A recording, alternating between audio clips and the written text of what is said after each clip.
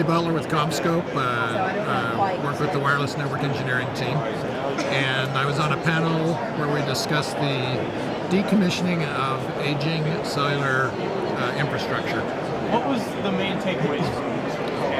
Well, the point of it is that as the industry has evolved from 1G to 2G, 3G to 4G, the needs at the top of the tower and the configurations have changed pretty dramatically.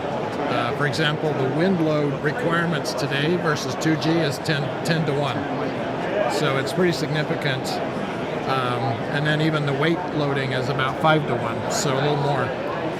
And what I think a few people are aware of is that the actual mount, so that goes from the tower over to the antenna,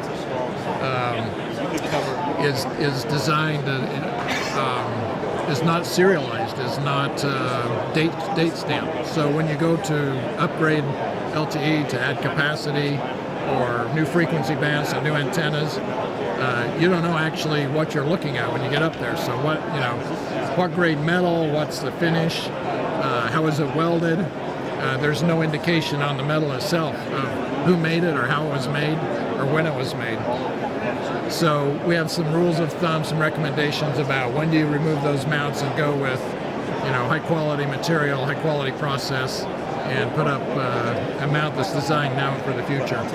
So this is going to become a bigger and bigger issue going into the future as these towers age. Tell me a little bit about how important this is going to be going forward. I think it's very critical as we see, for example, even the transition from 2G to 3G and then to 4G.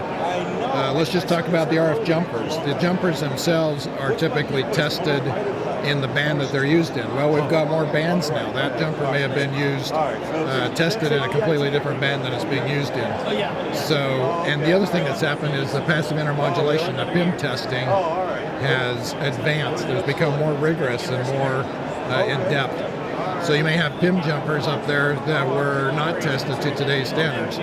So rather than pinch pennies and not replace those jumpers, you're better off avoiding a future site visit because of PIM problems. And that's true for everything in the RF path. Everything, the testing is advanced and the frequency bands have advanced. For the mounts, I think it affects a wireless operator in a couple of ways. One is they may plan a budget that includes replacing antennas, includes adding remote radio heads, but they really need to plan both the time and the budget to replace the mount also, again, from the tower to the antenna pole, because of this 10 to 1 expansion of the EPA and the weight load.